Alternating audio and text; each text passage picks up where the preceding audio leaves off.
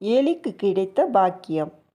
முன்னொரு காலத்தில் பகவான் விஷ்ணுவின் கோயிலில் ஓரிடத்தில் ஒரு எலி வாழ்ந்து கொண்டிருந்தது. அந்த எலி தினமும் பக்தர்கள் பகவானுக்கு அர்ப்பணித்த நெய் தீபங்களில் உள்ள நெய்யை சாப்பிட்டு வந்தது.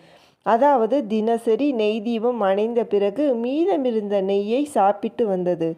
ஒரு நாள் அந்த எலி மிகுந்த பசியுடன் இருந்தபோது கவனக்குறைவாக எரிந்து கொண்டிருந்த தீபத்திலிருந்து நெய்யை சாப்பிடத் துவங்கியது. அப்படி சாப்பிடும் பொழுது அந்த விளக்கில் எரிந்து கொண்டிருந்த திரி எலியின் பல்லில் சிக்கிக்கொண்டது.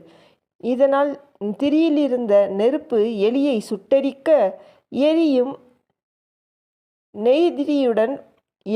நெய்திரியுடன் பகவான் விக்கிரகம் முன்பாக இங்கும் அங்குமாக தவ்வியது. கடைசியில் வலி தாங்க முடியாமல் இறந்து போனது. எலியின் இந்த செயலை கண்ட பகவான் இதனை எலி தனக்கு அர்ப்பணித்த நெய் தீப ஆராத்தியாக ஏற்றுக்கொண்டு உடனே அந்த எலிக்கு மோட்சம் அளித்து மிக உயர்ந்த நற்கதியை அளித்தார்.